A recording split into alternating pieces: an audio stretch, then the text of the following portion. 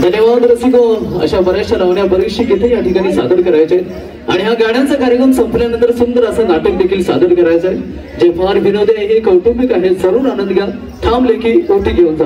पुन्हा एकदा मैफिलीकडे नक्कीच वळू. तत्पूर्वी अगदी सुरुवातीपासून ते आतापर्यंत ऑर्केस्ट्रा वैभवचे हे सर्व संगीतकार आपापली वाद्य वाजवत आहेत. या सर्वांचा मी अगदी थोडक्यात परिचय करून देतो. हे आहेत ऑर्केस्ट्रा वैभवचे कीबोर्ड प्लेयर, त्याचबरोबर मॅनेजर मिस्टर हृदयनाथ पंडित.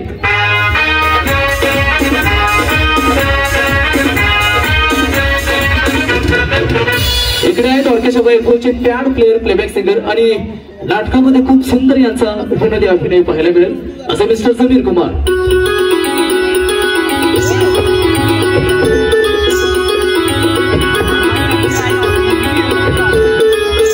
आणि त्यांच्याच पाठीमागे बसलेले आहेत ऑर्केस्ट्रा वैभवचे एक जुने कलाकार. गेले 25 वर्ष ऑर्केस्ट्रा वैभव मध्ये ते ऍज अ ढोलकी प्लेयर म्हणून काम करत आहेत असे मिस्टर के आकाश.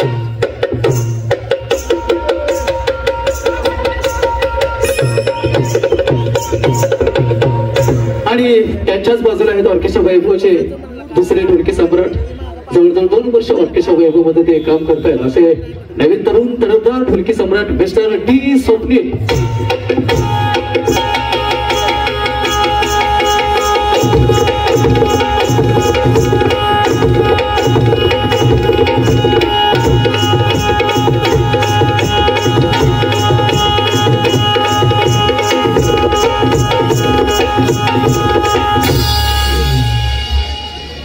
कितीतरी जोरात वाजवलं पेमेंट तेवढंच आहे. आणि त्यांच्याच बाजूला आहेत ऑर्केस्ट्रा वैभवचे दुसरे pad player mister Sudhir Kumar.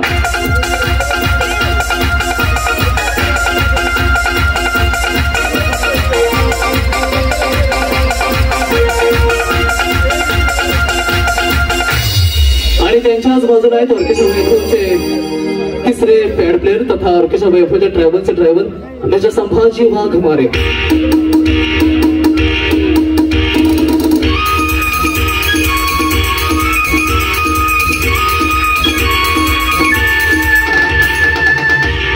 त्यांच्याच बाजूला आहेत ऑर्केस्ट्रा वैभवचे एक जुने कलाकार. जवळजवळ 25-30 वर्ष ऑर्केस्ट्रा वैभव मध्ये ते काम करतायत असे मिस्टर जहांगीर.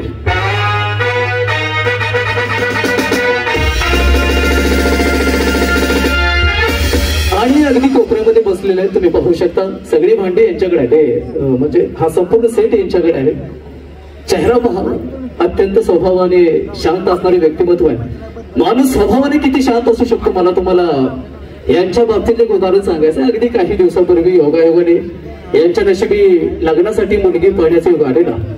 ते एके ठिकाणी लग्नासाठी मुलगी पाहण्यासाठी गेले होते. पण तिथे गेल्यानंतर पाहुणचार वगैरे सगळ्या गोष्टी झाल्या आणि मुलीच्या वडिलांनी असं सांगितलं जर मुलाला आमच्या मुलीला काय विचारायचं असेल तरच विचारू द्या. बरं, गड्याने लगेच विचारायला सुरुवात केली. याने मुलीला पहिला प्रश्न विचारला खूप महत्वाचा, तुमचं शिक्षण किती झाले? आणि यावरती तिने उत्तर दिलं मी 12वी पास आहे. बरं, लगेच याने दुसरा प्रश्न विचारला तोही खूप महत्वाचा, तुम्हाला जेवण बनवता येतं? आणि तिने उत्तर दिलं अहो मी सुंदर जेवण बनवते, मी उत्तम गृहिणी.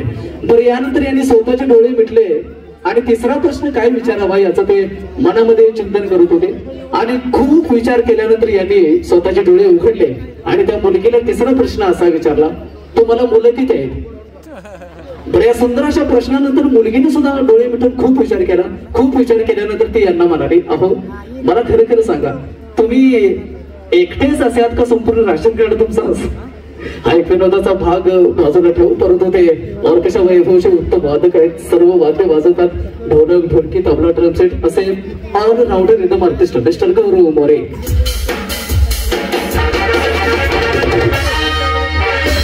हा सुंदर असा लाईट इफेक्ट तुम्ही जो पाहता याचं डिझाईन केलंय ऑर्केस्ट्रा वैभवचे light effect designer mister K अभिषेक.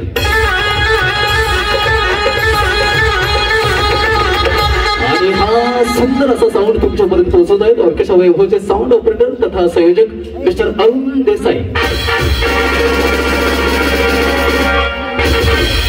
माझं कोणतं सांगेल मी सांगू.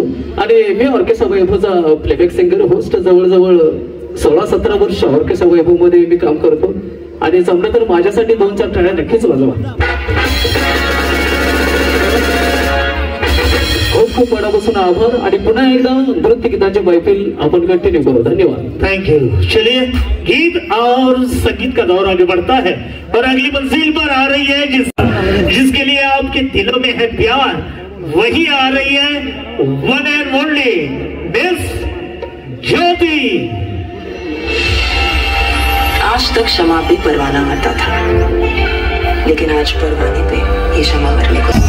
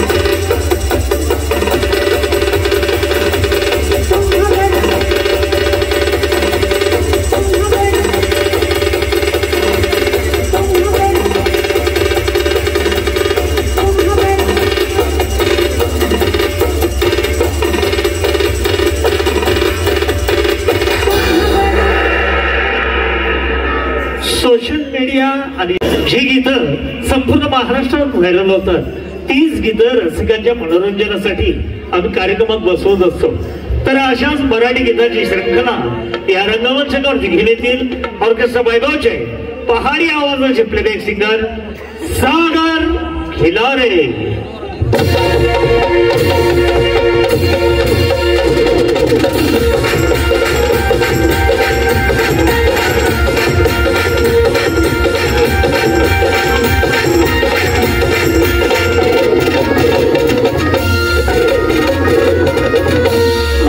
ज्याची मी त्यालाच आणलं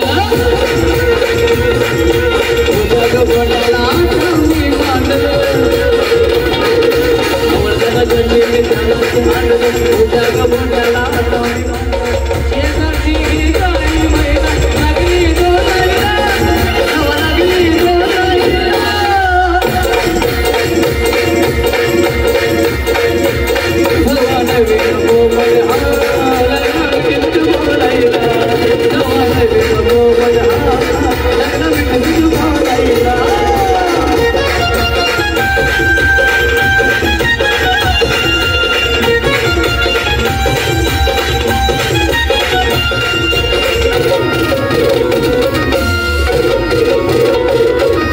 काय सांगू तुला या दोघांची गोष्ट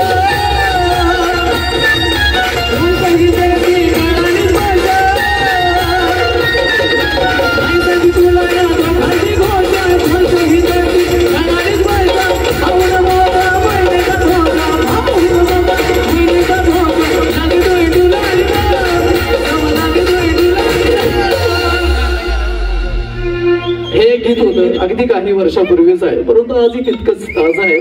खरं तर थिएटर ऑलिम्पी असो किंवा कोणताही लाईव्ह शो असो हे गीत नक्कीच आपण सर्वजण एन्जॉय करतो, परंतु आजकाल ट्रेंड थोडासा वेगळा आहे. रील्सचा ट्रेंड आहे. या रील्सच्या माध्यमातून बरीचशी गीतं व्हायरल झालेली आहेत. या रील्सची मैफिल आहे, नक्कीच सर्वजण एन्जॉय करा. ज्याची होती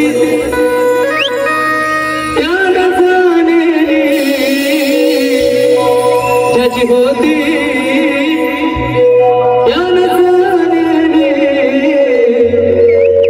आम्ही लावलेली माया आज वायाला गेली.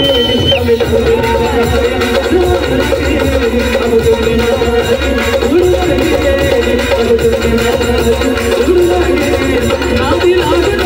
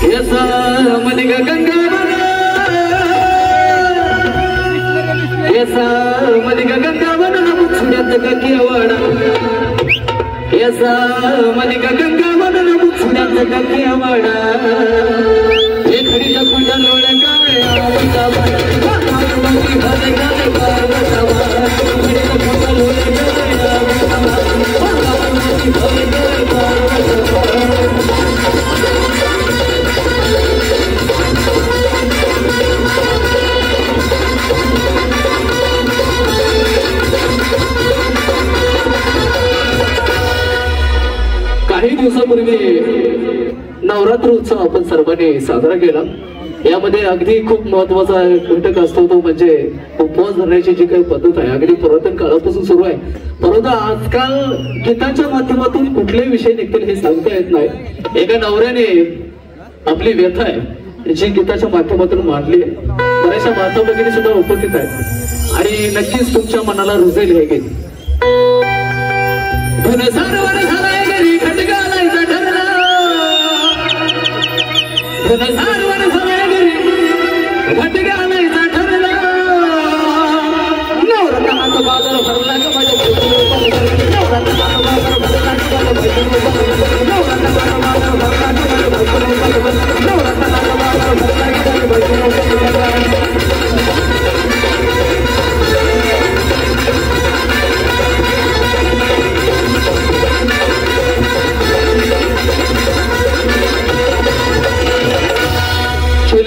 वेपर्स पापड्या तळून घेतल्या कुरकुरीत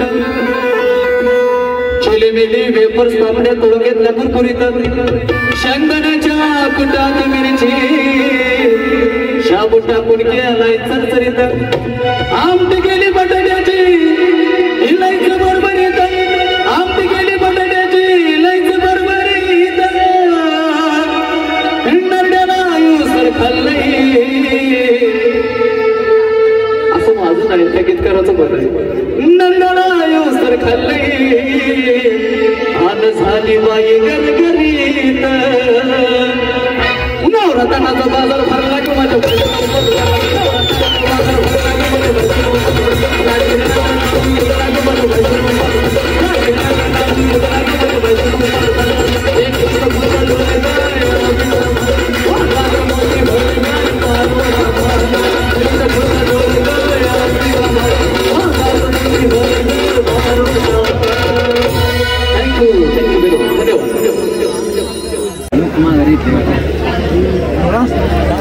तब्बल 50 वर्षाची अखंड परंपरा असलेला कोल्हापुरातील एकमेव ऑर्केस्ट्रा म्हणजेच सुभाष शिर्के निर्मित ऑर्केस्ट्रा वैभव 50 वर्षाच्या कालावधीमध्ये ऑर्केस्ट्रा वैभवने दिल्ली, एमपी, गुजरात, महाराष्ट्र, कर्नाटक, गोवा, केरळ या ठिकाणी आपले कार्यक्रम सादर केलेले आहेत.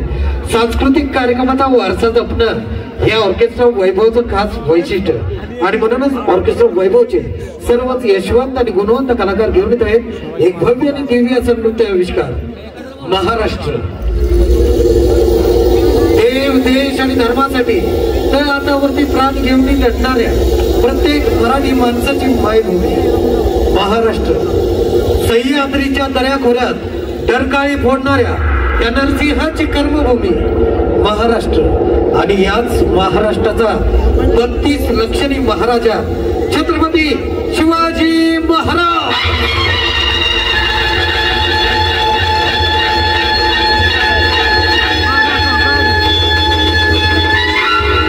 आज ही ज्यांचं नाव जरी उच्चारलं तरी आपल्या सर्वांची छाती अभिमानानं फुलून येते आणि अभिमानानं म्हणावंसं वाटतं की श्वासात रोखुनी वादळ, श्वासात रोखुनी वादळ, डोळ्यात रोखुनी आग.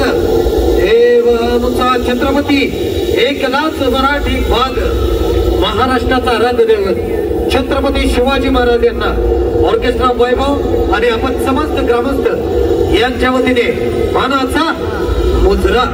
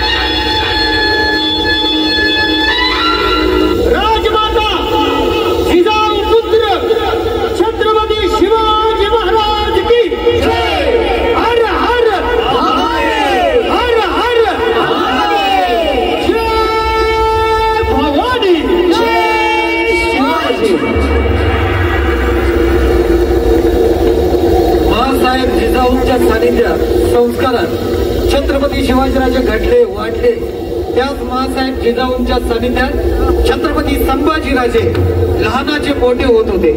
पण स्वराज्याच्या नशिबी अखेर तो काळा दिवस आलाच. 3 एप्रिल 1680 रोजी छत्रपती शिवाजीराजे यांची प्राणज्योत मावळली. ही बातमी जेव्हा दिल्लीच्या दरबारात समजली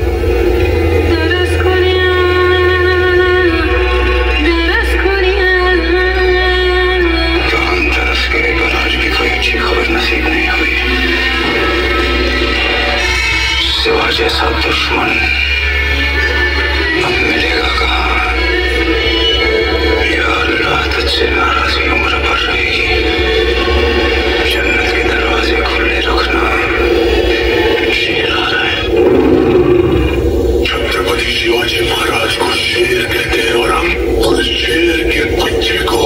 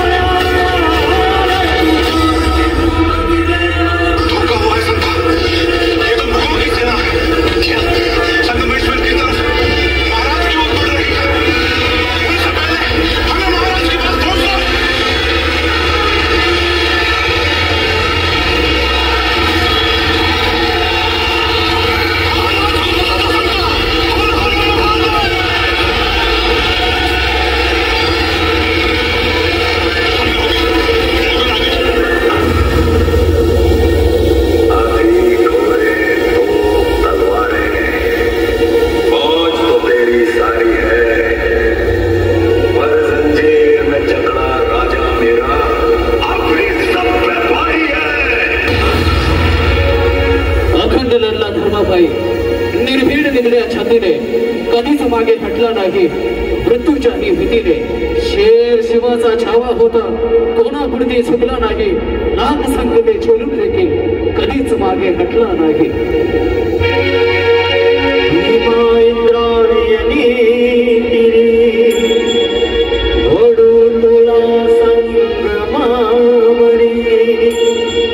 मृत्युंजय संभाजी पाहुणा मृत्यू ही निजला डोळे निजला शिवराचा डोळे निजला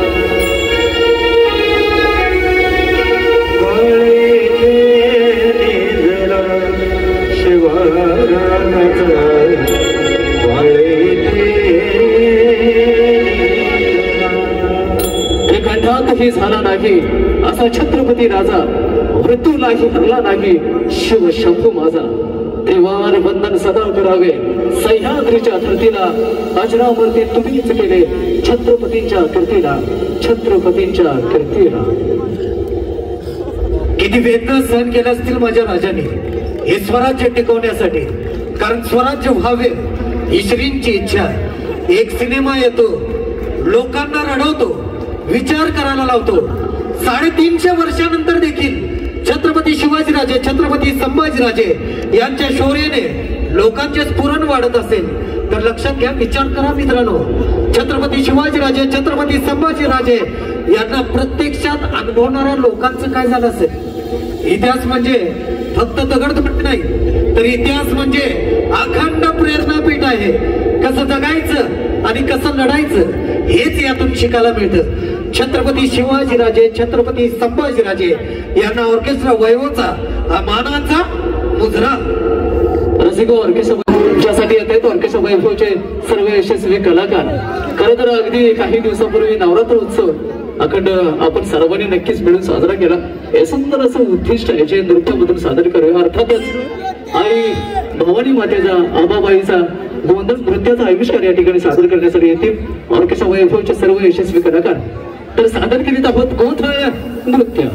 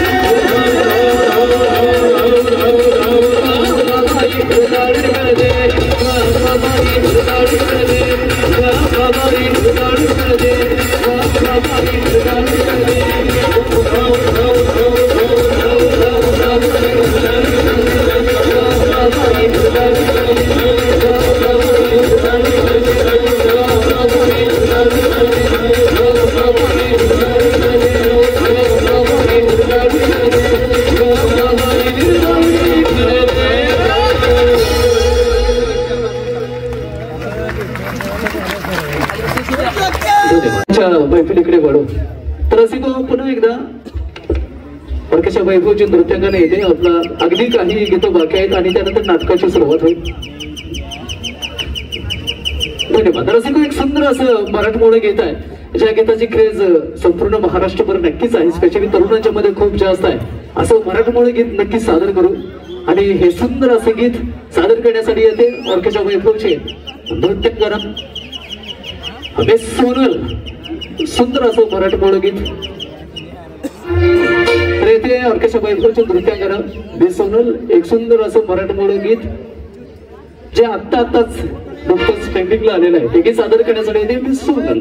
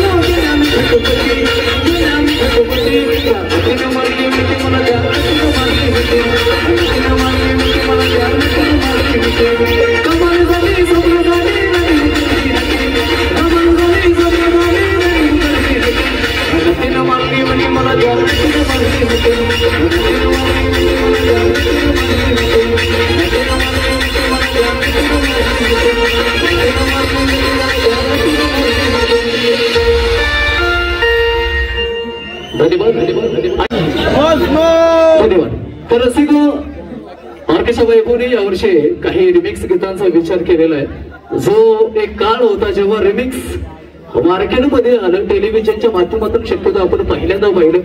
हे काही निवडक गीत आहे स्पेशली तुम्हा सर्वांच्यासाठी या ठिकाणी मैफिल सादर करायचे, जे सादर करण्यासाठी येतील ऑर्केस्ट्रा वैभवच्या 5 नृत्यांगना तर सादर करीत आहोत.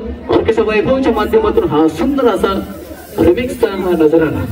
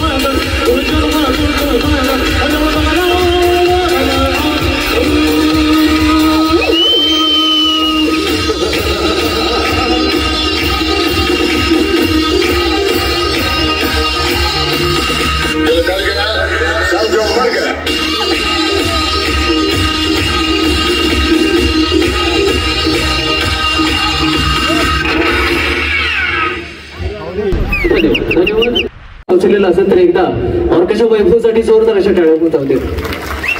धन्यवाद. खूप खूप मनापासून आभार. सुभाष निगेरे निर्मित ऑर्केस्ट्रा वैभवची ही 52-53 वर्षाची परंपरा आहे. प्रत्येक वर्षी असे सुंदर असे नृत्य आविष्कार सादर करणं आणि ते अगदी प्रामाणिकपणे तुमच्यापर्यंत पोहोचवणं. पुन्हा एकदा मैफिलीकडे वळू. येत्या पुन्हा एकदा ऑर्केस्ट्रा वैभवच्या नृत्यांगणं आपला सुंदर असा परफॉर्मन्स या ठिकाणी सादर करण्यासाठी आजकाल बरीचशी गीतं ट्रेंडिंगला आहेत. काही निवडक गीतांची मालिका आहे खास तुम्हा सर्वांच्यासाठी सादर करण्यासाठी इथे पुन्हा एकदा मिस ज्योती.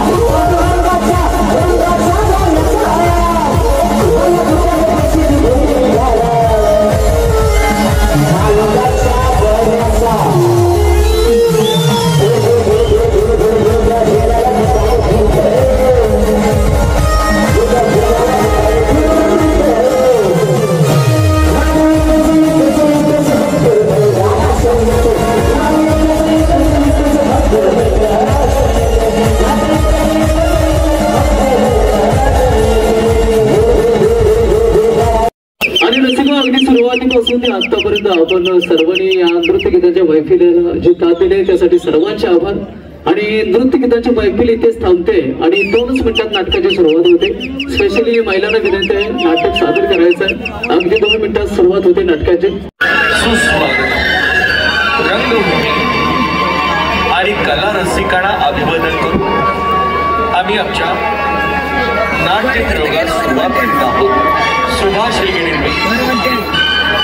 प्रकाश हेगडे, कौटुंबिक हृदयस्पर्शी समस्याप्रधान नाटक थांब लेकी ओटी घेऊन जा, थांब लेकी ओटी घेऊन जा, थांब लेकी ओटी घेऊन जा. या नाटकात भाग घेणारे कलाकार आईच्या भूमिकेत मिस अश्विनी, दादासाहेब जहांगीर वारगी, उमा मिस सिद्धी,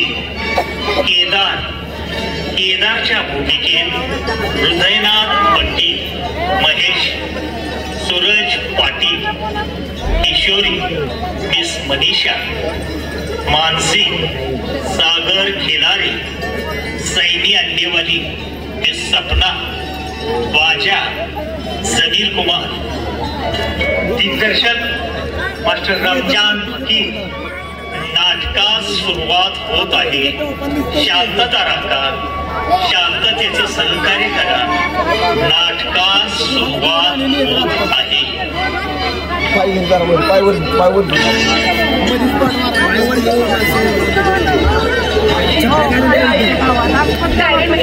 लागला का मी मस्त बस? नाही आई, ताईच्या सगळ्या मैत्रिणींच्या घरी जाऊन आलो. ताई आज कुणाकडेच गेलेली नाही बघ. अरे मग कुठे गेलेच नाही बोल. अरे सकाळी घरातून बाहेर पडली, अंधार पडायची वेळ आली तरी अजून या पोरगीचा पत्ता नाही. अरे हे जर तुझ्या बाबांना समजलं ना तर हे सगळं खवडोक्यावर घेतली रे. आई, काकांच्या घरी फोन करतो का? कदाचित ताई तिकडे गेली असेल. हा लाव मला भाऊजीला फोन लावू. नातेवाईकांच्या घरी फोन करो, घराण्याच्या आभूषण खिंडावणे करू नकोस. वासी उमाची चिठ्ठी, तोंडाला काळ फासलं कारकिऱ्या, घराण्याचा लौकी मातीत पिसाळा पुरी द्या. प्रिय आईस, उमाचा नमस्कार. ही चिठ्ठी तुला ज्यावेळी मिळेल त्यावेळी मी विवाहबद्ध झालेले असेल. मला ठाऊक आहे बाबा माझ्यासाठी खूप श्रीमंतांची स्थळ पाहत आहेत, पण मी निवडलेला जीवनाचा जोडीदार मात्र खूप गरीब व निराधार आहे. पण तो अत्यंत हुशार, विनम्र आणि कष्टाळू आहे. माझी निवड घरी कुणालाच आवडणार नाही, म्हणून कुणालाही न सांगता मी लग्न करत आहे. पण आपणा सर्वांचा आशीर्वाद घ्यायला तुमची मुलगी उमा. बाबा, हा मुलगा म्हणजे केदार असतो, ठिकाण असावा. अरे अशीच म्हणून घरी राहिला आणि घरची श्रीमंती बघून पोरीला फूस लावली. हरप फोडून माझ्या घरचे चांगले वासे मोजून आलाय का? आशीर्वाद घ्यायला येतोस काय? ये साल्या, बघ तुला कसा फोडून पडतो. बाबा, मी म्हणतो पोलिसात कंप्लेंट करूया की गोळ्या मुलीला फूस लावून पळवून नेली म्हणून. महेश, डोकं जरा शांत ठेव. आई मग सगळ्या नाही. आणि तिने विचार करूनच हे पाऊल उचललेलं आहे. हे तिच्या चिठ्ठीवरून लक्षात येते. तुझा लाडकपणा या. मी नेहमी माझ्या बिझनेस मध्ये व्यस्त असतो, पण साधं मुलीवर लक्ष ठेवता आलं नाही तुला. अगं आपली मोठी मुलगी किशोरी ही शिंदे घराण्यात नांदते आहे. ते तुझ्या हे सासरी कळालं तर तुझ्या नाण्याचं चालणं होईल हे लक्षात ठेव. अरे दूरच्या नात्यातलं म्हणून त्या केदारला घरी शिकायला ठेवा आणि त्याला माझ्या मुलीशी लग्न करून माझ्या तोंडाला काळ फासलं. अहो असं चिडू नका. अहो केदार हुशार आहे, ग्रॅज्युएट आहे, शिवाय गावाकडच्या शाळेमध्ये त्याला शिक्षकाची नोकरी पण आहे. मी काय म्हणते, विषय वाढवण्यापेक्षा पै पाहुण्यांना बोलून रिसेप्शन ठेवूया आणि केदार आणि उमाचं लग्न साधेपणाने केलं असं जाहीर करूया. हे कदापि शक्य नाही. असं ठिकाणा जावाई जाहीर करण्यापेक्षा जे कायमची मेली मला असं जाहीर करेन मी. बाबा, केदार आणि उमा इकडेच येत आहेत. महेश, कोण लोक घुसलेत आपल्या घरात? त्याला ताबडतोब माझ्या घरातून जायला सांग. जाण्यासाठी आलो आहे मी बाबा, पण जाण्यापूर्वी तुमचा सर्वांचा आशीर्वाद हवा आहे आम्हाला. तो या जन्मी मिळणं अशक्य आहे. ठीक आहे बाबा. आई, तू तरी मोठं मन करून आशीर्वाद देशील आम्हाला उमा आई. लेकीला आशीर्वाद देशील तर. अहो असं काय करताय? अहो सुवासनीचं लेण्याला आली आहे ती. आज माहेरची मोठी देऊ कुंकू लावायची परवानगी द्या मला. लेकीच्या कपाळी कुंकू लावायचं असेल तर स्वतःच्या कपाळावरचं कुंकू पुसतोय का? आणि मग लाव लेकीच्या कपाळी कुंकू. आणि हिच्या पदरात बाहेरची ओटी घालायची असेल तर स्वतःच्या पदरात सलता निखारा घेण्याची तयारी घेऊ. आणि घाल हिच्या पदरात बाहेरची ओटी.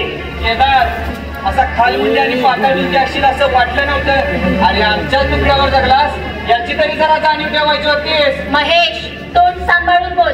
माझे पती पैशाने जरी गरीब असले तरी गुणाने आणि शिक्षणाने खूप श्रीमंत आहेत. आणि पैशाच्या खजिन्यापेक्षा शिक्षणाचा खजिना खूप मोलाचा असतो.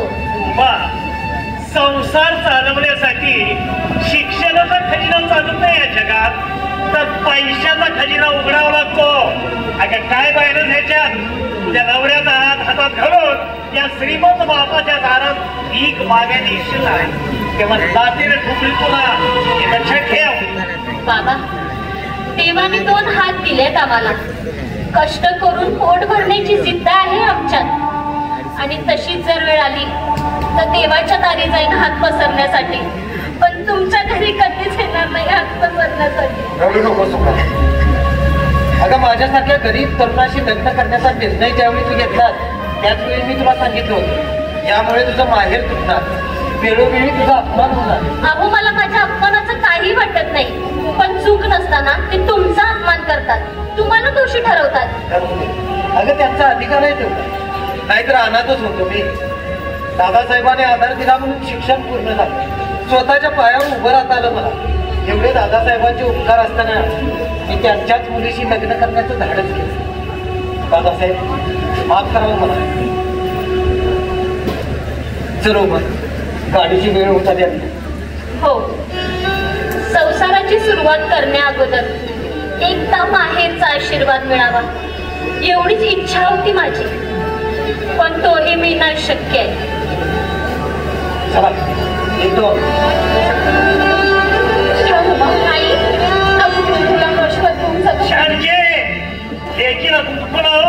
पतीची आज्ञा मोडायची तुला. पुरी सई हो. आई लेकीला कुंकू लावणार नसून एक सुवासिनी दुसऱ्या सुवासिनीला कुंकू लावणार आहे.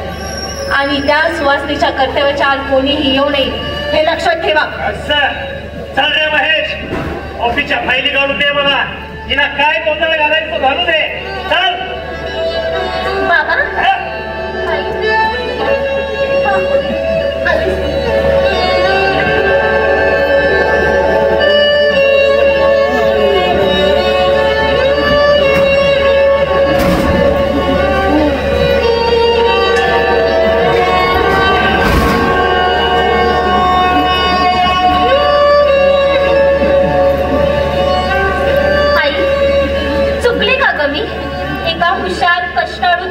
जीवनाचा जोडीदार निवडला म्हणून गुन्हा झाला का ग माझा?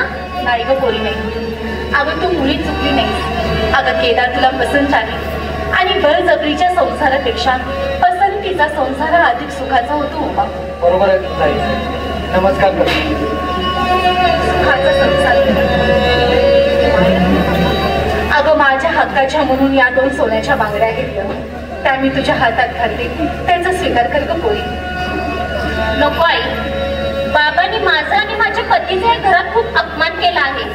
ते करारी असले तरी मीही स्वाभिमानी आहे. कधी काही राग विसरून माहेरचा आशीर्वाद म्हणून माहेरची ओटी दिली तर जरूर स्वीकार करेन मी त्या माहेरच्या ओटीचा.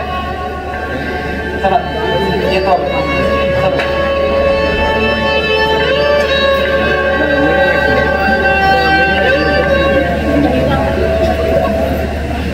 उमा व केदार लग्न करून माहेरी आशीर्वाद मागण्यासाठी आले होते. पण उमाच्या वडिलांनी त्या दोघांचा अपमान केला. जड अंतकरणाने केदार व उमा आपल्या गावी परतली. उमा व केदार यांच्या गावाकडील घरातील प्रसंग.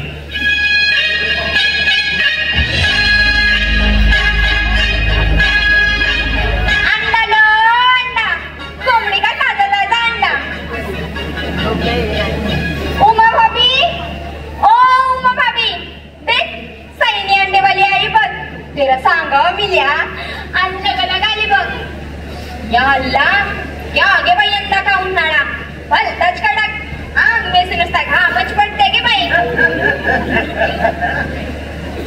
कलरची ही काळी मैना लागली डोलायला जव नवीन पापड हा लागला मिठू मिठू बोलायला लगता है आजकल घुबड़ा की पैंतन जरा ज्यादा छोड़ने लगी है। हरामी को चप्पल से सड़कना पड़ेगा, उसके सिवा उसका गुटरू बंद नहीं होएगा। ओए का चोली के पीछे क्या है, चोली के पीछे लगता है आजकल के छरवांदे अपनी अम्मा का दूध ही पिया नहीं और पिएगा भी कैसा। माटी में को पैदा होते वो कीड़ा सट्टा होगा। जवा तो जन माझ सुळे पाणी टेम टेम गळे तबक तबक तबक तबक भैया मेरे राखी के बंधन को निभाना, भावा अपनी छोटी बहना को ना भुलाना। मुझे पीने का शौक नहीं, बंद किल्या रेट वाढल्यामुळे। क्या रे बाजा, बहिना का गाना बोली तो 10 रुपये के लोड हो गया है। हो नाही तर काय करू सैने, किती दिवस झालं तुझ्यावर लेवल टाकती कर, तू काय लाईन द्यायला तयारच नाही का? मी म्हणतोय सैने कशाला उगाच उन्हात आणत ही अंडी पण कोमल काया वाया घालवी द्या. अगं त्या बराच ही कोमल काया माझ्या स्वाधीन कर, मी तुझा सगळा भार माझ्या उघड्यावर घेईन. उघड्यावर क्यों? तू मेरा भार छाताडावर टकुऱ्यावर समद्यावर लेगा. ये आजकल की नटिया का गाना सुनकर मस्त बन गोकुल जैसा झालायस तू. लेकिन तेरा मेरा जमने वाला नहीं बाजा. अरे किती झालं तो मेरा खुद का बिजनेस आहे. और तू शाळे में का शिपाई, दिन भर माशा मारत बैठने का, टाइम पर घंटा बजने का, इतकाच काम तुझे. आपल्याला काय घंटे असत नाही तर घंटा, महिन्याला पगाराला घट्टा हाताला मिळतील. म्हणून मग ते सैने माझ्या संग निकाह कर पक्का. वय वय म्हणजे बराबर लावतो मेरे को थुक्का. घर वालों का सल्ला लिए बगैर मैं निकाह करूँ की नहीं? घर वालों का सल्ला? या अल्लाह, असं करू नको सगळे, माझ्या संग निकाह कर पक्का. या अल्लाह, हात छोड़ मेरा. वो देख उमा भाभी की तरी आ रही है. सरळ कर, सरळ कर. सईदा दीदी, तू के वालीस? हो आता बघून तुम्हाला निरोप मिल्या आटला गलग आली बघ. बरं केलं सा.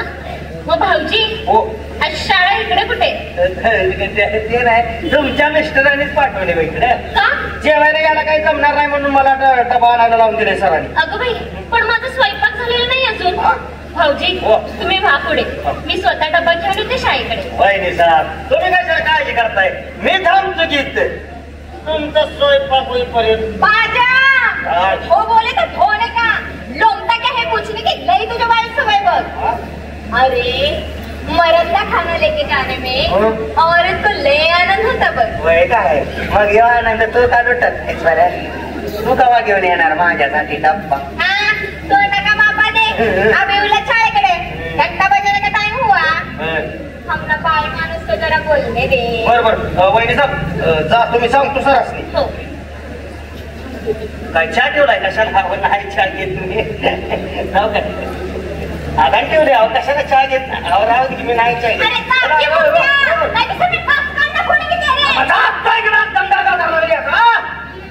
आपल्याला लागणार तेवढं बघ. अरे सारखी मूर्त्या लई शैतान छलवाते गे बाई. बाकी उमा भाभी तुमने बाकी कमाल किया बघ. काय एवढी शिकलेली शहर वाली तुम, लेकिन स्वतः शेता में काम किया, खाम गाड्या, ये गाव की औरतान सत्य रह गया बघ. अगं ह्यांची 1 एकर शेती आहे आणि आपलं शेत म्हटल्यावर राबणं आलं चौघानं. अगदी बरोबर उमा भाभी, लेकिन 1 एकरा में एवढा भाजीपाला केलास हा, वो समजा क्या घर में खाने का क्या? अगं त्यासाठीच तुझा सल्ला हवा आहे मला. क्या तू नेहमी आठवड्याच्या बाजारला शहरात जातेस ना, मग मीही एक म्हणते तुझ्यासोबत भाजी विकायला. ठीक आहे उमा भाभी, म्हणजे भाजीपाला डायरेक्ट मंडई में जाके बेचो, म्हणजे बाजार का भाव भी मिलेगा और गिराई को ताजा भाजीपाला भी मिलेगा. माळवा तुम भरा, बेचना तुम, पैसा डायरेक्ट तुम्हारे हाथ में. ठीक आहे दीदी, मग मीही एक म्हणते तुझ्यासोबत भाजी विकायला. अहो कसल्या मंडळीच्या गोष्टी चालल्या? नाही नाही, आणि काय सैदा तिथे आहे म्हणतोय तुमचा खुदका बिझनेस. रोटी खाण्यापुरता आहे आपला गुरुजी. बाकी उमा भाभी परसों बाजार का दिन है, भाजीपाला की टोकरियां भर के रखना. सुबह की पहली गाड़ी पकड़ने होना. चल निकती के मैं. अंडा लो अंडा, कोंबडी का ताजा ताजा अंडा. सैदा दीदी ना अहो तुमचा डब्बा घेऊन आला होती आता मी शाळेकडे. अगं पण ज्या शिक्षकांच्या बदली मी तास घेणार होतो ते नुकतेच आले शाळेत. मग आता वेळ मिळालाच आहे तर घरी जाऊन जेव्हा असा विचार केला. बरं ते राहू दे, मला एक सांग, ही मंडईची काय भानगड आहे? अहो आपल्या शेतातला भाजीपाला तोडणीला आला आहे, मग त्याला मंडई नको का दाखवायला? म्हणून मी स्वतः जाणार आहे सईदा दीदी बरोबर शहरातल्या मंडईत भाजी विकायला. काय मग तू भाजी विकायला जाणार? हो. अगं पण तिथं तुझं माहेर आहे. तुझ्या माहेरच्या लोकांनी पाहिलं तर ते मला नावं ठेवतील. श्रीमंताच्या लेकीला भाजी विकायला पाठवलं म्हणून मला दोष देतील ते. हे बघा, मला कुणाचं काहीही सांगू नका. तुमचं खरं आणि स्पष्ट मत सांगा. मी भाजी विकायला गेली तर तुम्हाला लाज वाटेल का? नाही गो, बिलकुल लाज वाटणार नाही. उलट माझ्या संसाराला साथ देणारी तडफदार पत्नी मिळाली म्हणून अभिमान वाटेल मला तुझा. बस, तुमचा आदर आहे हे पुष्कळ झालं मला. समाज आणि पहिली पाहुण्यांचा विचार आपण नाही करायचा. आपल्या संसाराची प्रगती आपणच करायला हवी. त्यात आपण शेताकडे 2 खोल्याचं घर बांधायला काढलं आहे. त्या घरालाही माझ्या भाजी विक्रीतून थोडी मदत होईल. माझ्या या थोडक्या पगारात हा संसाराचा गाडा चालवताना खूप ओढताना होत असेल ना तुझी? अहो त्यात पण एक प्रकारचं सुख आहे. नवऱ्याच्या प्रेमाची साथ असेल तर बायको येईल त्या परिस्थितीवर मात करते. चला हात पाय धुवून घ्या.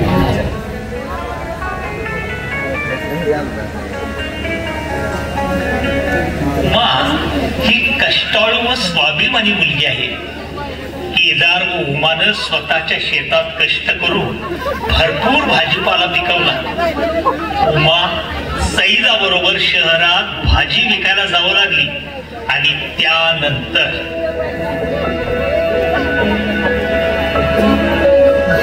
मम्मी, ए मम्मी, आता आहेस ना घरी? महेश, अरे बाहेर आहे लवकर. अरे किशोरी दीदी, आणि एकदम अचानक आई, हे आई, अगं बाहेर ये लवकर, बाबा तुझी मोठी लेक आली. अगं बाई कोण? किशोरी? अगं किती दिवसांनी माहेर येतेस ग? अगं सासरी सर्व ठीक आहे ना? अगं सर्व ठीक आहे, पण उमानं त्या भिकारड्या केदारशी लग्न केलं हे माझ्या सासरी कुणालाच आवडलेलं नाही बघ. अगं आमचं शिंदेचं घराणं म्हणजे सरकार घराणं आहे. काय किशोरी बाबा एकटी झालेस? जावाई बाबा आले नाही बरोबर? बाबा आम्ही दोघेही आलो आहोत. थांबा हा मी त्यांना बोलवते. अहो आमचं शिंदे सरकारांचं घराणं आहे ना, त्यामुळे प्रथम आल्याची वर्दी द्यायची, मगच पाहुण्यांना आत बोलवायचं, अशी शिस्त आहे घराण्याची. थांबा हा मी त्यांना बोलवते. अहो ऐकलं का? अहो आबासाहेब, मासाहेब, धाकटे बंधुराज आपल्या स्वागतासाठी सज्ज आहेत. तेव्हा आत यावं म्हटलं स्वारीनं.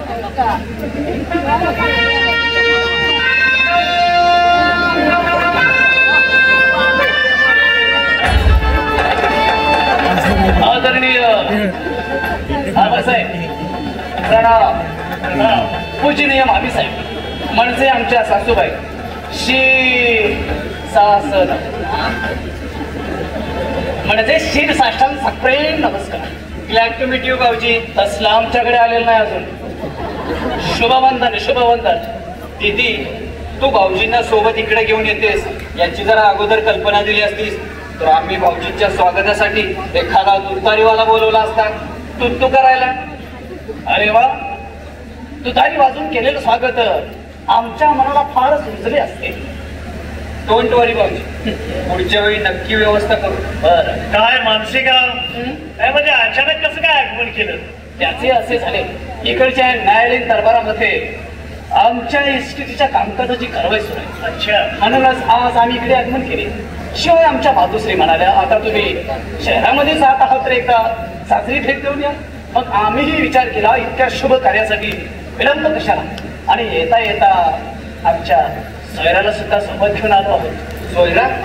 दीदी ही सोयरा कोण? अरे मी म्हणजे अगं मम्मी, आमच्या शिंदे सरकारांच्या घराने आठ किशोरी नाव सोडत होत नाही म्हणून इकडच्या स्वारीनं लाडानं आमचं नाव सोयराचं. हो सोयरा प्रिये, आपल्या एकांतातल्या गोष्टी अशा वडीलधाऱ्या माणसासोबत सांगणं इष्ट नव्हे. चूक झाली सरकार, दाशीला माफी असावी. असू द्या. मी काय म्हणते, काय हो? माडीवरच्या शेणगृहात जाऊन जरा लवकरच चला. थोडी विश्रांती घ्यावी. पानवाड्याने घेतली की वर्दी दिली जाईल स्वारीला. ठीक आहे, जशी आमच्या राणी सरकारांची आज्ञा. महेशराव जी भाऊजी आम्हास वरची वाट दाखवावी. वरची माडीवरची वाट दाखवावी. ठीक आहे भाऊजी, आपण आमच्या सोबत आगमन करावे. मी आपणास बरोबर वरती पोहोचवतो. म्हणजे माडीवरती फार जवळ चला पुढे. आणि हो, संध्याकाळच्या जेवणासाठी जास्तीत जास्त मांसाचा बेत ठेवा. शक्यतो करून पांढऱ्या पक्ष्यांची मांस करा. भाऊजी पांढरे पक्षी बॉयलर का बघायला टाकूया. चला आतमध्ये. असा गोड संदेश सर्वांना पोचवा आणि पेट चांगला ठेवा. येऊ आम्ही. आज आमच्यावरती कोणतरी रुसलंय म्हणून येतो आम्ही. मग काय किशोरी, काय म्हणता तुझ्या सासरी बुवा? नाही म्हणजे तू उमाचा लग्नाचा प्रकार समजल्यानंतर नाराज झाले असतील सगळे. नाहीतर काय बाबा, आता कुठं त्या प्रकरणाचा विसर पडू लागलाय. तोवर आणखीन एक ताप करून ठेवलाय तुमच्या लाडक्या लेकीनं. आणखी काय केलं उमानं? अहो बाबा, भाजी मार्केटमध्ये चक्क भाजी विकायला बसले तुमची ती लाडकी लेक. घराण्याची आबरू मातीत मिसळली पोरीनं गेली तिकडं तोंड काळं करायचं सोडून बाहेरच्या मंडईत भाजी विकत बसले. मला माहित आहे माझा अपमान करण्यासाठी त्या केदारनाथ पाठवत असून तुला भाजी विकायला. अहो असं उलटसुलट बोलू नका. उमाची भाजी ती तिच्या स्वतःच्या शेतातील आहे. अहो तिने पूर्ण सगळं काही करोडाही करते आणि स्वतःच्या शेतातील भाजीपाला मंडईत नाही विकायचा तर कुठे विकायचा. शिवाय केदार शिक्षकाची नोकरी करतोय. मग ही जबाबदारी उमानं सांभाळी त्यात बिघडलं कुठं? चक्क भाजी मंडईत जाऊन भाजी विकायची तेवढी पैशाची गरज आहे तर बापाकडे हात पसरायचे होते. स्वाभिमानी लेक आहे माझी. ती अशी पुढापुढे हात पसरणार नाही. कष्ट करून सोनं पिकवलंय माझ्या पोरीनं. शिवाय गावाकडे 2 खोल्यांचं घर सुद्धा बांधले तिने. अहो आपल्या दोघांना सुद्धा आग्रहाने बोलवलं आहे तिने पूजेला. हे अजिबात येणार नाही तुझ्या पूजेला. लेखायची मेली मला. बाबा तुम्ही उमाकडे पूजेला जावा. शिवाय तिला सक्त ताकीदही करा की असली भाजी वगैरे विकायला बसताना बहिणीच्या सासरचा थोडा विचार करत जावा. म्हणजे असले प्रसार करणार नाही ती. ठीक आहे किशोरी, तू म्हणतेस तर जाईल मी तिच्या पूजेला. मम्मी झालं तुझं समाधान? आता जेवणाचं बघ बाई काहीतरी. वर आमच्या स्वारींना भूक लागली असेल. हो महेशला जावई बापूसाठी मैदानाला पाठवते आणि गरमागरम भाकऱ्या करून घेते. पहिलंच किशोरी, धाकट्या नाडक्या लेकीकडे जायला मिळणार मग तिचा हा घाटबाट चाललेला बरं का. अहो असं काही नाही. आईला सर्व लेकरं सारखीच असतात. बरं तुम्ही पण त्यांच्यासोबत जेवायला बसून घ्या. हो चल ये किशोरी. उमानं शहरात भाजी विकून पैसे साठवले. त्याच पैशातून त्यांनी घरी बांधलं, पूजा घातली. उमानं आपल्या आई वडिलांना पूजेला आवर्जून बोलवलं. त्या दिवशीचा पूजेचा प्रसंग.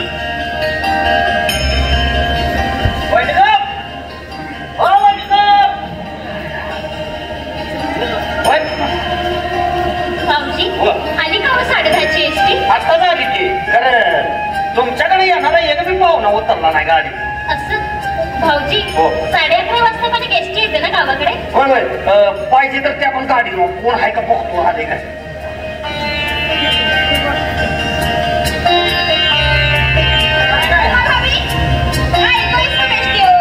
तुम्हाला बाबाची कुठची गाडी आहे?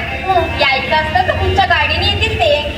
बरोबर आहे तुझं दीदी, पण मन राहीना म्हणून भाऊजीनं पाठवलं ग. कोणते कोमल भेजो स्टँड पर. इसके हाथ से कोई भी काम सीधा नहीं होएगा. काम करा काज का दुश्मन अनाज का. तुला कामाचा गाडा. जेवणाला मदत करायला म्हणून आली सांग. तिखट मीठ कमी आहे का म्हणून 3 वाटी आमटी प्यालीच का आता. मिठ्ठ आहे म्हणून बशीवर प्रसादाचा शिरा हातात घे.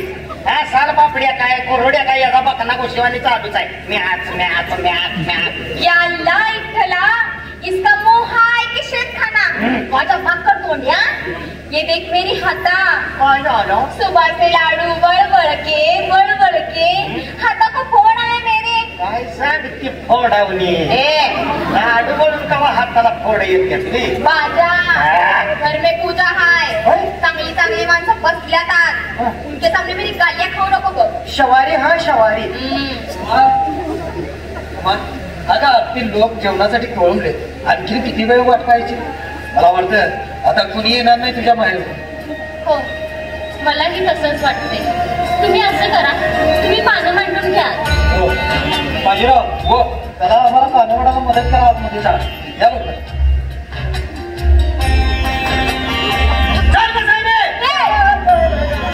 कटोरीने खाना चालला काढून दे. आई, खूप वाटत होतं ग, निदान तू तरी येशील आमच्या घरच्या वास्तूक शांतीला. आई, साऱ्या जगाने आशीर्वाद दिला ग, पण माहेरचा आशीर्वाद मिळाल्याशिवाय समाधान वाटत नाही ग मनाला. आई, बाबा, इथूनच नमस्कार करते तुम्हाला. उमा, आई, तू केव्हा आलीस? एकटीच आलीस? बाबा नाही का आले? जरा सबुरी नाही. अगं किती प्रश्न विचारले शिकवलाच. अगं हे काय, हे बघ तुझे बाबा पण आले. बाबा, नमस्कार करते. अहो, ऐकलत का? प्रत्यक्ष आई बाबा आलेत आपल्या घरी. बाहेर या लवकर. आई साहेब तुम्ही अहो आम्ही तुमचीच वाट पाहत होतो. उमाचं तर सारखं हात बाहेर चालू होतं. अहो, बाबांना खुर्ची तरी त्या बसायला. अगं त्यापेक्षा आतमध्ये येऊन सरळ जेवणच बसून देत. आतमध्ये जेवण तयारच आहे. हो बाई, गरम गरम जेवू द्या अगोदर. आई, तू पण जेवण घे बघू. अगं मुद्दाम तुझ्या आवडीची शेवग्याची आमटी केली मी. हो, घराच्या मागे शेवग्याचं झाड आहे ना. अगं पण मी जेवेन तुझ्यासोबत अवकाश. दादासाहेब चला ना या लोक.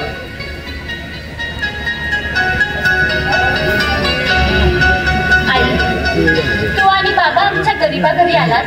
माझी पूजा सफल झाली बघ. खूप आनंद झाला आम्हाला. उमा, स्वाभिमानी लेक बाई तू. लेकीने माया कमी केली आमच्यावरची, पण आईला नाही बाई लेकीवरची माया कमी करता येईल. आई, असं कोण प्रणवणारच काय ग मला? अगं, रोज खूप आठवण येते मला तुझी. हो, ही कसली पद्धत? जेवायला केळीच्या पानावर वाढते. दादासाहेब अहो शेतात थोडी केळी लावली जाते. त्यात केळीच्या झाडाची ताजी पानं आहेत ती. अहो मग त्यात काय झालं? अहो ताट वाटा धुवायला शहरातल्यासारखा मोलकरी नाही तो इथे. मोलकरी ठेवायला तशी ऐकत असावी लागते. अहो ज्यांच्या घरात ताट वाट्या नाही त्यांनी 4 लोक जेवायला घरी बोलवायची कशाला? अहो असं काय करतात? अहो पूजेचा प्रसाद आहे तो, त्यासाठी केळीचं निर्मळ पानच योग्य आहे. हे बघा, 2 घास खाऊन घ्या बघू. काय खाऊन घ्या? पानातील भात जाड्या भरड्या तांदळाचा आहे आणि जाडा भात मला आवडत नाही, तुला माहित आहे. हे बघा, आज ते लोक माझ्यासाठी जेवायचे थांबले असतील तर त्यांना सुरू करायला सांगा. बाबा, असं भरल्या पानावर उठून येणं योग्य नव्हे. बाबा, माझ्या गरीबाकडचं साधं जेवण आहे. त्याला देवाचा प्रसाद समजून गोड मानून घ्यावं. ओबा, अगं दादासाहेबांना जाड तांदळाचा भात आवडत नाही, मग कशाला आग्रह करतेस त्यांना? त्यापेक्षा असं कर, आतमध्ये केळी आहेत ना, केळी आणि ग्लासभर गरम दूध साखर घालून दे दादासाहेबांना. दादासाहेब या. अहो माझ्या लेकीनं पूजेचं जीवन प्रसाद म्हणून वाटलं तुम्हाला आणि तुम्ही त्याला ठोकर लावली. माझ्या लेकीच्या घरी येऊन अपमान केला तुम्ही तिचा. अपमान केला. काय अपमान केला? आता जाड्या तांदळाचा भात मला आवडत नाही हे मी स्पष्ट सांगितलं, तर यात काय गुन्हा केला मी? काय तर आपलं एक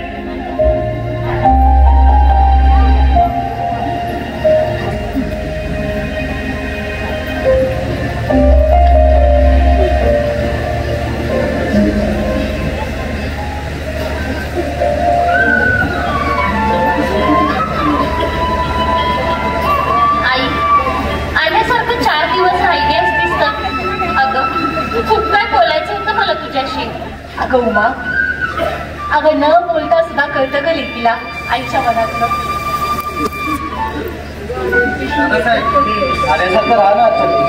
काय म्हणजे राहिलो असतो, पण एसी किंवा कूलर लावल्याशिवाय मला झोप येत नाही आणि इथे सारा फॅन देखील नाही.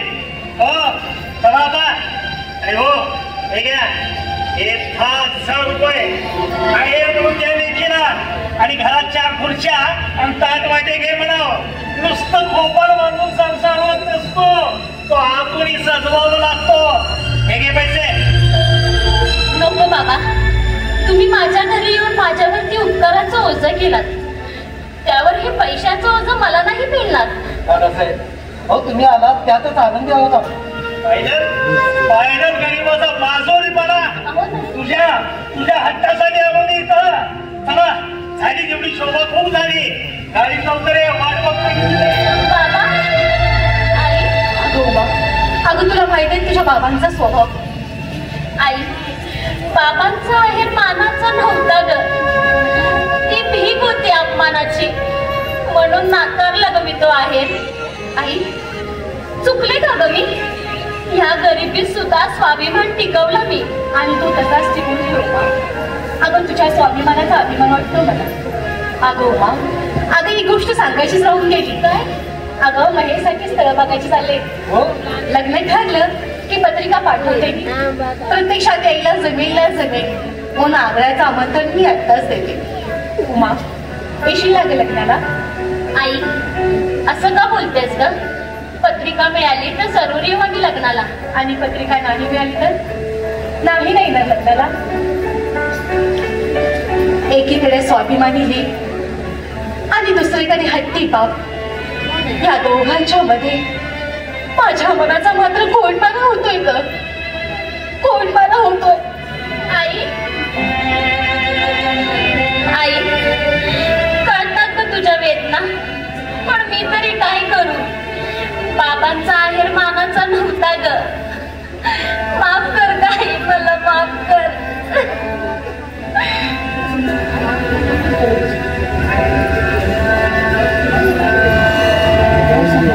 दादासाहेबांनी पूजे दिवशी केदार व उमाचा अपमान केला, पण उमानं आपला स्वाभिमान सोडला नाही.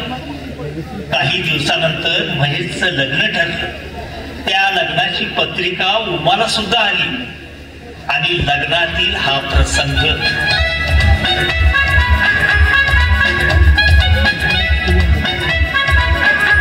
क्या हो गए भाई? उमा भाभी के भाई की शादी है या राजा महाराजा के बेटे की शादी है? कुछ समझता ही नहीं. मांडवा क्या, बैंड क्या, लाइटिंग क्या, डोळे दिप्या गो बाई मेरे. एक माणूस ओळखणे को तयार नाही. तासभर झाला उमा भाभीला ओळखतोय, पण खावायलाच तयार नाही.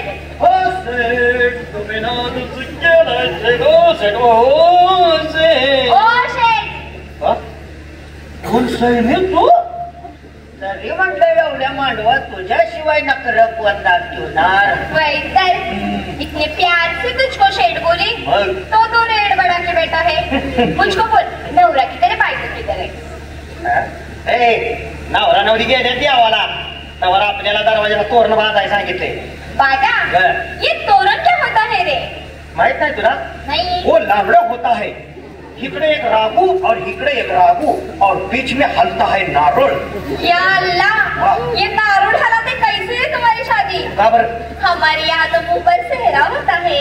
अरे तुमच्या इथे सेहरा हलता है ना आमच्या इकडे नारुल हलता है. काही तर हल्लमय झाले. बस लई मुझको फोडून सांगू नको.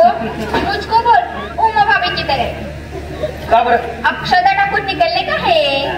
4 की गाडी पकडणे हो ना. मी काय म्हणते साईने, राहूया की रातच्याला. कशाला? एवढं मोठं कार्यालय आहे, शिवाय त्यात लॉजिंग बोर्डिंग पण आहे. वाटलंच तर रातच्याला एखादा सिनेमा बघूया. कुठला माहित आहे का? ओळख बघू. कुठला?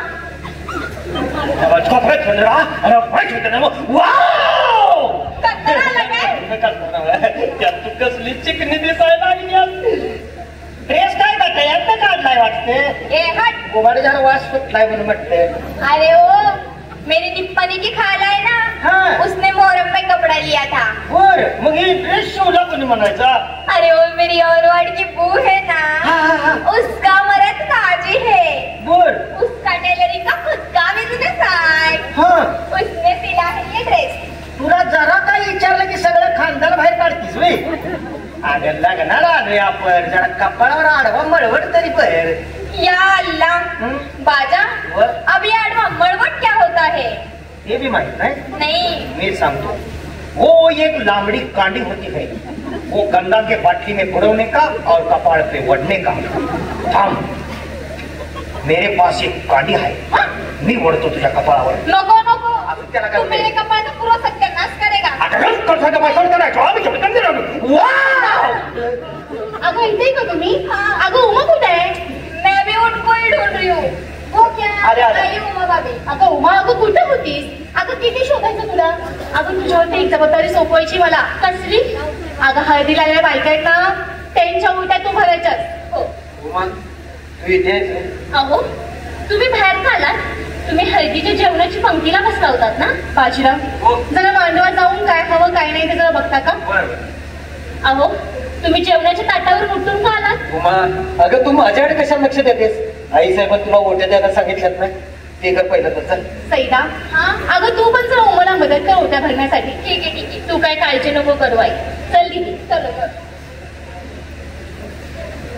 जावई बापू, तुम्ही जेवायला बसला होतात ना? मग असं अचानक उठून का आलात? मी उठवलं तेव्हा. काय तुम्ही? एवढे मोठे मोठे पाहुणे आपले जेवायला बसले आणि हा बसला हावराजासारखा पहिल्या पंक्तीला. हो दादा. अहो काही जनाची नाही तरी मनाची तरी लाभ आहे काय? अहो दादासाहेब, जेवणाची ताटं वाढून पंगत रिकामीच होती. वाढणारे वाढपी लोक तुम्ही बसा असा आग्रह करत होते, म्हणून नाही बाजूने बसलो मी पहिल्या पंक्तीला. त्यांना एक अक्कल नाही, पण तुम्हालाही अक्कल नाही. नाहीतर श्रीमंताच्या जेवणावरी धक्का बुक्की करून पहिल्या पंक्तीला बसायचं हे तुमच्यासारख्या दरिद्र लोकांना सवयच असते. अहो शुभ कार्याच्या वेळी असं वाईट काही बोलू नका. जावई बापू, जरा आतमध्ये जाऊन जरा उमा तयार झाली की नाही ते जरा बघता का? अहो तुमच्या पाया पडते मी. एवढं लग्न कार्य पार पडेपर्यंत कसलाही गोंधळ निर्माण करू नका. अगं काय चाललं बेस तू? अगं काय झालं ग? अगं हळदीच्या ओट्या तुम्हाला जरा सांगितलं. हो. अगं मग त्यात काय झालं? अगं त्यात काय झालं काय? कसला अवतार काढलाय तुला पाहिलंच का? गळ्यात एक दागिना सुद्धा नाही. अगं पाहुण्याने विचारलं तर गरीब लेक आहे म्हणून सांगणारच का सर्वांना? किशोरी, काही कसं बोलतेस का? आणि असल्या चौकशा कोण कशाला करेल? मम्मी, अगं लग्न मांडवातच अशा चर्चा होतात हे लक्षात ठेव. 2 दागिने दे बाई तिला घालायला, नाहीतर माझे दागिने घाल म्हणून सांग. मी जरा येते हेअरस्टाईल करतो.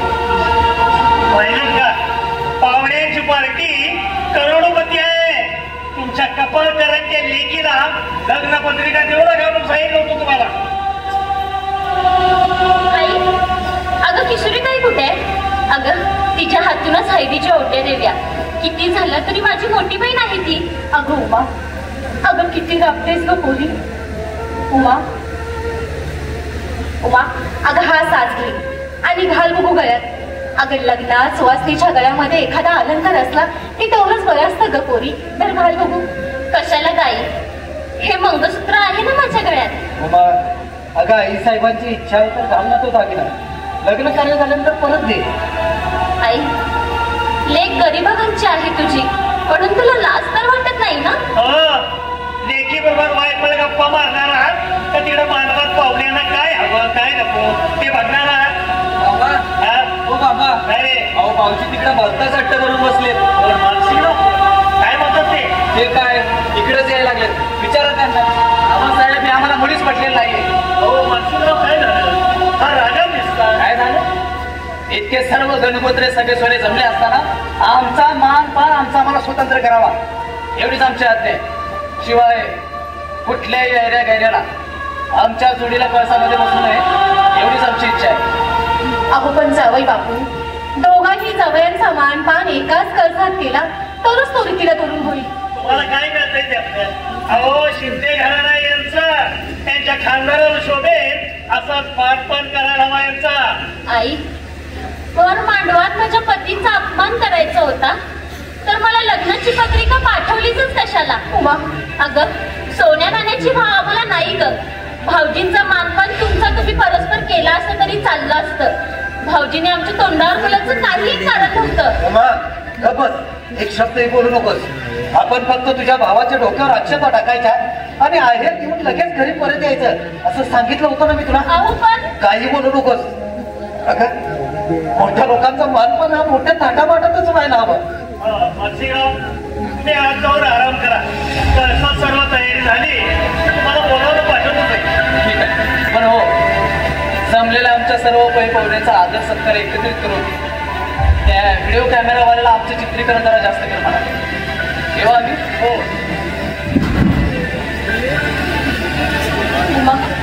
बघू सोड हा राग आणि चल हळदी समारंभाची तयारी कुठपर्यंत आली ते बघूया. चल बघू. अगं काय झालं ग? अगं सासूबाईने मला लग्नात घालायला हिऱ्याची अंगठी दिली होती, ती कुठे सापडेल ना. अगं वरच्या खोलीत बसून ते बरोबर अंगठी घेऊन फ्रेश व्हायला गेले होते. अगं पण ती जाऊन अंगठी जाईलच कशी? अंगठी गेली हे जर सासूबाईंना समजलं ना तर घरी मला पाय सुद्धा ठेवून देणार नाही ते. अगं दीदी अशी कशी काय बोल आणती? चल बघू आपण वरच्या खोलीत जाऊन अंगठी शोधूया. महेश, अरे सर्व खोल्या तपासल्यात, कोणी नाही असं पाहून सर्वांच्या बॅगा सुद्धा तपासलेत. आता फक्त एकच बॅग तपासायची आहे. कुणाची आहे ती बॅग? उमाची. किशोरी काय बोलतेस तुम्ही? खरं तेच बोलते मी. सर्वांच्या बॅगा तपासल्या, उमाची बॅग फक्त तपासली नाही. असं बोलले तर बिघडलं कुठं?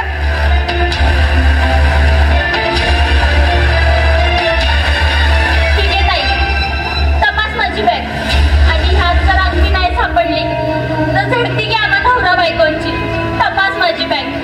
माझ्या अब्रूची लक्तर दाखव सगळ्या वरडाला. माझ्या अब्रूची लक्तर दाखव सगळ्या वरडाला. अगं शांत हो गं पोरी. अगं मी काय म्हणते जरा माझं ऐकून घे गं पोरी. आई तू काही सांगू नकोस मला. आल्यापासून सर्वांनी वाईट टाकलंय आम्हा नवरा बायकोना. आई तू मला हळदीच्या ओट्या द्यायला सांगितल्यास पण माझ्या हातून कोणी ओटीच घेईना ग. बाबा तुम्ही सुद्धा माझ्या नवऱ्याला जेवणाच्या पंक्तीवरून उठवलात का? आम्ही गरीब आहोत म्हणून? आई काय तमाशा चाललाय? निदान तू तरी समजविला. मला कुणीही काही समजायची गरज नाही. अहो चला आपल्याला गावाकडे परत जायचं.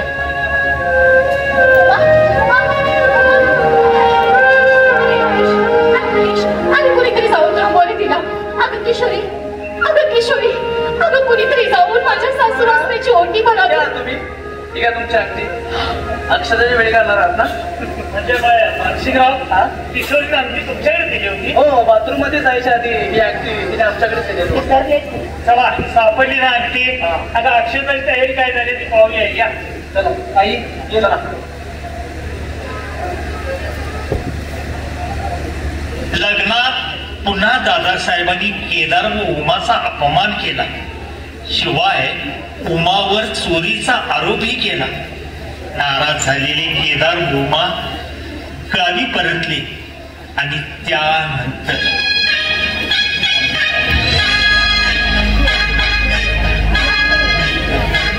वो बाग है क्या जिसका कोई माली ना हो, वो गुलाब है क्या जिसकी कोई डाली ना हो, और मेरे जैसे चिकनी औरत को देखो जवान शर्मांदा के मन में लड्डू फूटे. दरवाजा उघडा टाकून खुशाला गावावर हिंडा लागले. नवरा एवढा कामावर दपून भागून आलाय. त्याच्या पोटाची काय काळजी आहे नाही तुला? आजी काय को गुस्सा करते हो? मैंने तुम्हारे अवड़ी का चिंगड़ डाल के साड़ी का सालना बना के रखा है. लेकिन पहला मेरे को बोलो इतना देर किधरों कीड़ा फूकने को गए थे? नोकर माणूस आहे मी शाळेकडे गेलो ड्युटीवर. हाँ रविवार को तुम्हारा बाबा शाळे में के बैठता है क्या? सच्ची बोलो आजकल उस शेवंता के घर ले आना जाना है तुम्हारा? उगत माझ्या तोतल्या तांदळासारख्या चार छंतड ओढू नकोस. अगं परस्त्री मला माती समान आहे. तुम्हारी पांढरी माटी तांबड़ी माटी सारी ठाव है मुझको. लेकिन मेरे मुंह में माटी मत डालो बजरंगराव. मैंने भले भले इनके मुंह में माटी डाली है. सच्चे बोलो गए थे कि नहीं वो शेवंता तेलिंग के घर? तिचा नवरा पाण तिकडे धरणाच्या कामाला जाते म्हणून त्याला पत्र लिहायला कामात बोलली होती. कारण माझा अक्षर एवढं ओळखदार आहे म्हणून जरा मला तुझ्यापेक्षा डिमांड आहे. साजरा अक्षर तुम्हारा एक के नांगे जैसा. एक नांगा लोनावळे को दूसरा नांगा खंडारे को.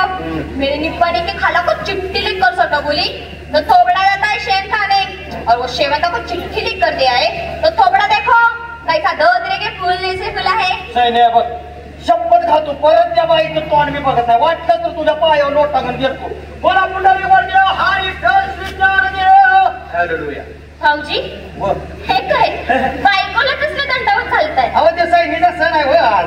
कसला? बायकाचा कसला वट सावित्रीचा सण असते तसं त्यांच्यात आज सत्यजात खान नावाचा काहीतरी सण आहे. त्या दिवशी नवऱ्यानं बायकोच्या पायावर डोकं ठेवायचं असते. सैनी चल जेवूया. तुमचा राग है मैं उमा भाभी के साथ तो बात करके आई. बरोबर लवकर ये. क्या उमा भाभी तब्येत ठीक नाही का तुम्हारी? अगं दीदी कालपासून आईची खूप आठवण येते.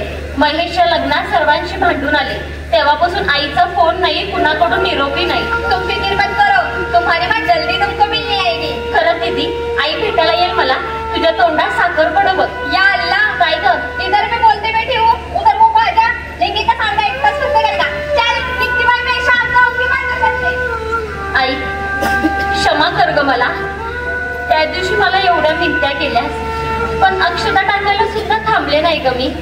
आई चुकले ग मी, चुकले. अगं उमा, आई अगं असं एकटीच काय बडबडतेस वेड्यासारखी?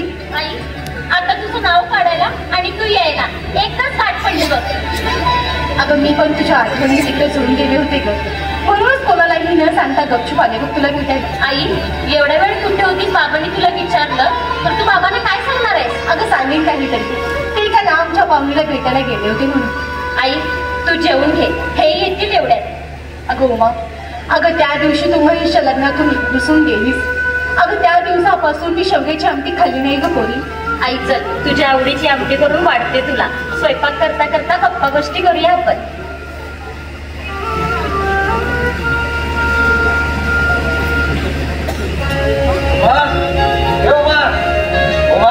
अगं आतमध्ये काय करतेस? बाहेर ये लवकर.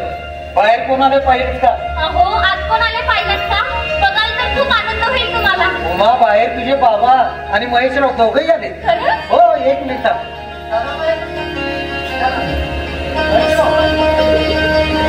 बाबा महेश, आज खूप भाग्याचा दिवस आहे बघा.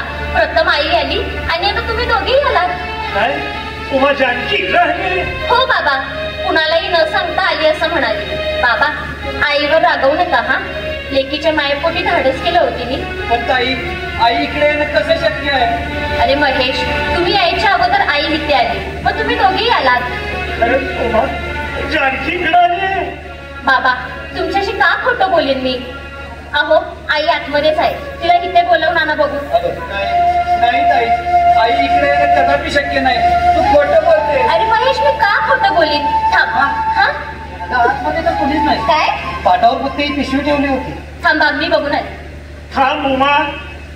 उमा तुझी आई हे जग सोडून काल रात्रीच निघून गेले. नाही बाबा, बाबा हे खरं आहे ग पोरी. काल रात्री जानकीचा अंत्यसंस्कार पार पाडला. रात्रीची वेळ होती, पण कुठल्याही नातेवाईकांना मी कळवू शकलो नाही. आज सकाळी रक्षावर विसर्जनाचा विधी झाला. जानकीच्या पिंडापुढून अनेक पदार्थांचा नैवेद्य ठेवला होता, पण 2 तास झाले नैवेद्याला काळाच शिवेना. शेवटी मी हात जोडून म्हणालो, जानकी तुझ्या नाट्य लेकीला तिच्या सासरी जाऊन मी मानानं ओटी देतो असं म्हणालो. आणि झरकन एक धावडा आला आणि शेवग्याची शेंग घेऊन उडून गेला. त्या बापाला माफ करणं पुरे आणि या बाहेरच्या ओटीचा स्वीकार कर. बाबा काय करू ही बाहेरची ओटी घेऊन? आई तुझ्या आवडीची शेवग्याची आमटी गेली होती का? ते कोणाला वाढू आई, कोणाला वाढू? उमा, आई काहीतरी जोडण्यासाठी काहीतरी तोडावं लागतं. आई या जगातून निघून गेली, पण जाताना तुझं तुटलेलं माहेर कायमचं जोडून गेली. सुखी हो बाळ, सुखाचा संसार कर. तू गेल्यावर असे घडवले